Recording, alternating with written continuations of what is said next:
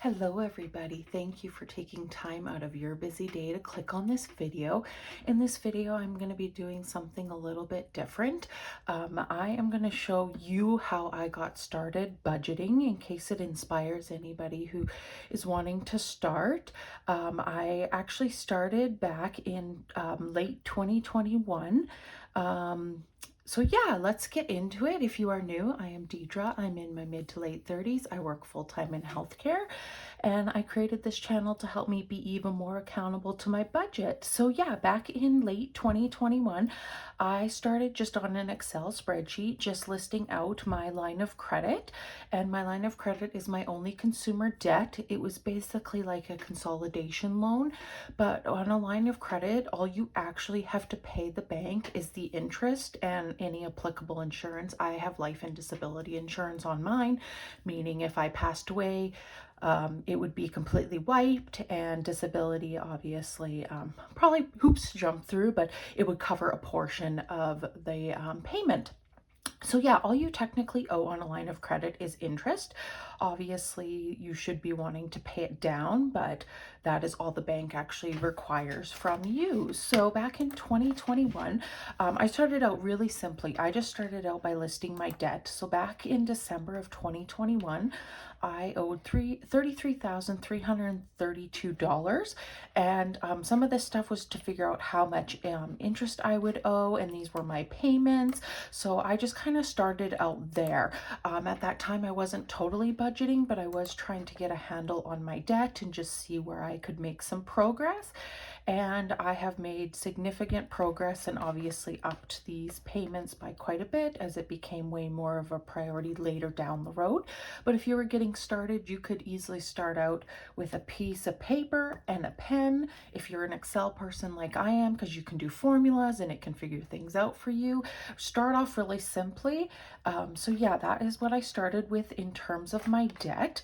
I did start budgeting back in early 2022. So I actually, again, just started with Excel, and I started out with some just basic categories. $320 back in February of 2022 is what I was left over after I was having to pay my actual bills. So I kind of decided to take and figure out what categories. So at that time, hair and nails have always been a category of mine. I get my hair done every 9 to 11 weeks. I get my nails done about roughly every 3 to 4, sometimes 5 weeks. My nail appointments are only $30 each time. So yeah, it's always been budgeted, and that's part of my self-care. Beauty was getting money, groceries. I am a single person, so, and this is for bi-weekly, by the way. Eating out, I actually have lowered eating out for most of this year, but back then, spending money, water. So I did contribute to I worked in the office at this time, and we had a water cooler, and we owed money every once in a while, and it was, and I'm the one that looked after it. So because tap water, especially in the springtime, we get like river runoff, and it's just really gross. So anyways, that's what I was doing. Gifts have always sort of been in my budget since I started. Health, travel, miscellaneous, insurance. That was probably to save up for paying for my condo insurance. And savings challenges, I was doing a few, I think, really simple ones. I don't even remember. I never filmed this stuff, so just trying to go back in my memory. Giving has always been a line item in my budget. I like to do at least $5. And actually, when I first started out, and I had just bought, and I still have the binder here. It's different now, but I started out with just a binder from Amazon, just a simple one. It came with the envelopes, it came with some trackers. I just started out really simply, and I think even before that I actually literally started with like white envelopes. So you can start. So you don't need all these fancy things. These things that I'm going to show you, I've kind of accumulated over the years and purchased just because I knew they would help me. But I literally started with, like, as you could see, an Excel spreadsheet. I would take a sticky note and I would write down the denominations that I needed and get that out of the bank. And then I would literally use an envelope. So you can start so simply. So kind of as that evolved, for most of 2022, I kind of did the same categories. I was watching YouTube videos and just like obviously getting more ideas. So that is what I did. I'm a spreadsheet girl. I use spreadsheet in my day-to-day life, so it's just easy for me. And then back in, different spreadsheet. Back in kind of June of 2022 is when I started getting a little more serious about trying to put some more money towards my debt, and I've used this ever since. This helps me calculate roughly about how much my interest will be and how much my insurance will be for like my total that I owe every single month. That comes out on the first of the month. Obviously, if the first is a weekend or a holiday, it comes out the next day or on the Monday. So some months there's extra days being charged, but that is what I started with. And then back in, so I'm just going to move this off just so I'm going to get this out of the way. Then I started using budgeting booklets. So these budgeting booklets are from Budget with Ira, and I've been using them pretty much ever since. I purchased quite a few. I do have enough for I think this year's budget, but and these budget books are fabulous because especially the weekly ones, Ira doesn't make them as much anymore, but they have 5 weeks. I'm a bi-weekly budgeter, so I could get 5 paychecks in there. After I am done with all my books, I don't know if I'll be purchasing anymore. I love them. I think what Ira did is fabulous. It's just the shipping to Canada costs more than the book itself by quite a bit. So I don't know if I can justify buying a book when the shipping is quite expensive. I know obviously shipping is very expensive right now. But yeah, that I might need to look at a different solution. I'm not too sure. I know Ira does sell a digital one, but because I like to lay out what I need in terms of cash, I don't want to have to do that on the side. And I just have regular printer paper, and these are a little bit thicker. These are not super thin. So yeah, I'm not too sure what I'm going to do, but that'll probably come towards the end of 2025. So back in 2023, I decided to start really using budgeting booklets. So this was 1 month that I happened to track all of my expenses. I actually use an app, which I always have linked down below. It's called Receipt Hog, and I scan all of the receipts. It actually links to my Walmart. It links to my Amazon. It links to my any Loblaws account. I do use Walmart for most of my grocery pickup orders, so it automatically goes on there, and I scan all the receipts, and it actually really is helpful, especially when you want to go back and you want to go, okay, what did I pay for this at Walmart, whatever, and you can just search by vendor and it'll bring up all the receipts you've scanned, so you can have a really good idea of, you know, what prices have increased or what you sort of paid. So I did track this starting in 2023 for 1 month. It was a lot of work. So yeah, that's why I don't do it as much anymore. But yeah, back in 2023, I obviously started by guesstimating my income because it obviously changes every year, as well as whether I have benefits coming off or not. So yeah, I kind of started out, and it hasn't changed too much, but in general, I obviously write out all of the bills that are due during that time period, my eating out, my spending, and my grocery money, which have changed over the years, but those 3 categories have stayed the same. And then my sinking funds. So in this case, back in January of 2023, I was doing my hair, my nails, I'm saving up for condo insurance, travel, and rainy day. I'm making a significant payment to my line of credit and putting money towards savings and leaving a buffer in my account. And that is also partly how I built up a buffer. So back, in 2023, this is how I tracked it. Again, you could easily use a spreadsheet. You could easily use pen and paper. You do what works for you, honestly. But I just kind of wanted to go back through some of these. So I actually have all the way, this is my last one that I'm using. This one's going to go into January 2025, but because that's the last page that I have in there. But I just also wanted to show you sort of how things have sort of evolved over time. So, and I did track for some of February as well. I just found it a lot of work. I have a lot of no spend days because I do work from home, and I typically don't go out if I don't need to when I'm at home. So spending might occur more on like a Saturday or a Sunday when I go out, or maybe a Wednesday when I'm at the office doing some errands. So again, these have sort of evolved. So I've obviously added in more categories, kind of subscriptions. Obviously, if you've watched any of my videos, I fully fund those as fast as I can. So things that are annual, like my car registration, my condo insurance, my subscriptions that I pay for on a yearly basis, I tend to like to really fast track and get those saved up. That way I know that I don't have to worry about them. And I do typically keep that money in the bank. So yeah, obviously this was evolving. Obviously I'm trying to put tons of money towards my line of credit, and it's just evolved as I've realized that I need different categories. And this just comes from me. I get ideas from YouTube, but I do what works for me.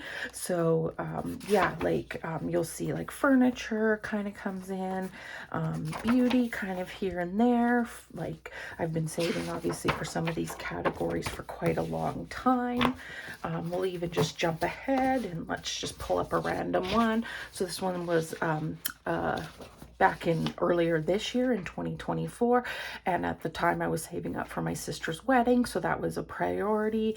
And just yeah, like how I've added different categories. Gifts, I try to get money in birthdays and holidays. Birthdays happen in the summer for everybody in my family, and then obviously in the early spring there's Mother's Day and Father's Day. So yeah, I do like to, I'm cool if I don't have a lot of money towards the end of the year and the very beginning of the year, but I'll then start saving for it kind of around, yeah, February time, just so I have some money in there. Giving, again, is always a line item in my budget. Clothing, furniture, health, just different categories that and here's where I started introducing randomizer / savings challenges.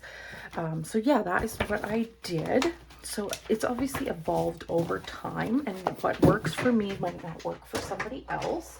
And that's okay, because budgeting is personal and you need to do what works for you. Dropping my mouse. So obviously as time has evolved, I started to get envelopes, and I got dashboards, and most of this stuff is from Ira, Budget with Ira. It's always linked down below. So get categories: hair and nails and beauty and clothing and gifts. And again, this has evolved over years now.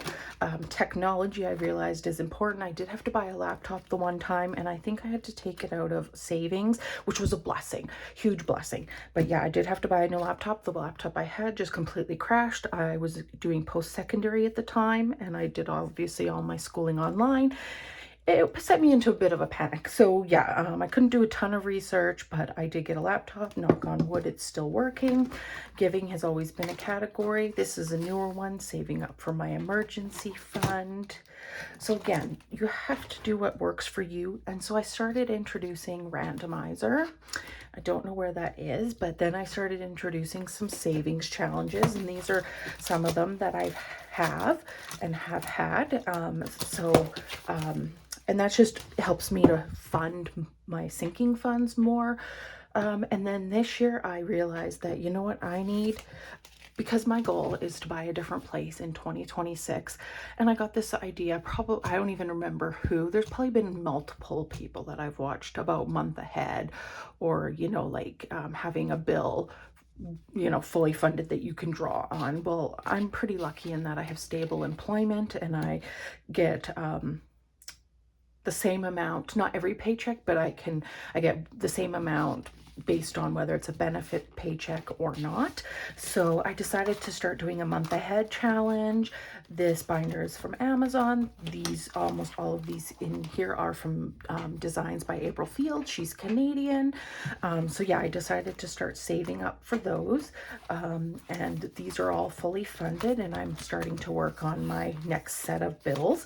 So that was my goal. And then I've put the money in the bank so that my goal is to not touch it. Now, obviously, if I had an emergency, and God forbid I lost my job, I could easily use that money to help pay for the bills. But the goal is when I buy a different place in 2026, that will be at least 1 month worth of bills that I don't need to take from my paycheck, that I can pay for those sorts of things. So it's definitely evolved over the years. I've obviously added in challenges. This is the one I'm going to be using coming up. This is a hoe flip from Charlotte at Studio Budget Co. And so I take money out of my eating out and spending money. I obviously do the flip and see what it lands on. And now I actually add it to a different challenge, which are like mini challenges. I've just started this. Don't know if it'll work out that great, but we'll just see. I've been adding them to savings challenges, so figured I'd give this a try. And they're the 6 that I am using are from Bobby at Canadian Finance Journey. Again, link below. They're absolutely free. All you have to do is print them off and cut them out. And I didn't cut the neatest, but that's just me. They're fabulous from Bobby. And then yes, I do some money, leave some money in my budget to do savings challenges. And then those typically feed into my sinking funds. So that's what I've been doing. But yes, I started out literally using, I'll bring it back in, literally using a spreadsheet. So you can get started wherever you are. It's so important to know your goals. So it could be, for me, again, like I say, when I started out, it was just small little things, funding things like health or gifts or insurance. But I also wrote down my debt, and knowing that I was keeping track of my debt as well, I think is so important. But you can start out so simply. You don't need as many binders, as many challenges as lots of people in the budgeting community have. Most of us have evolved into that, so don't feel like you have to be there. And if something doesn't work for you, just don't do it. Like, don't compare yourself. If somebody else is doing a massive challenge and you just know that you'll never want to do that, or you'll get halfway through and get frustrated, you know what? Hey, you could start it, but don't beat yourself up if you stop halfway through. That's why I keep my challenges really small. I like those quick wins. I like to be able to put money into my sinking funds or put it towards debt. So yeah, figure out what works best for you. And if you are a budgeting, or sorry, an Excel person, start out with Excel. If you're not, grab a piece of paper, grab a pen, write it out. You'll get there and you'll evolve over time, and you'll see what works for you and what doesn't. So yeah, I just want to take the time to thank you for watching this video. I hope it was somewhat interesting. I can't believe that I started out with over $33,000 when I started tracking this. I know my debt was way, way higher than that, but this has also kept me really motivated. So if you're that person, I highly recommend writing it down. I actually also do keep track of it, like the small wins. This is just something, again, I created in Excel, and it's just a visual representation. So yeah, we are going to hopefully have my debt paid off in hopefully the summer of 2026, but I'm going to keep all the visuals, and I'm going to keep all the spreadsheets just for my own, to remind me how far I came. So yeah, I hope this inspires anybody or gives you that little bit of motivation. And yeah, don't compare yourself to others. You're on your own journey. And if you are on your own journey and you want me to follow you on your journey, let me know in the comments down below, and I will catch you on the next one. Bye, everybody.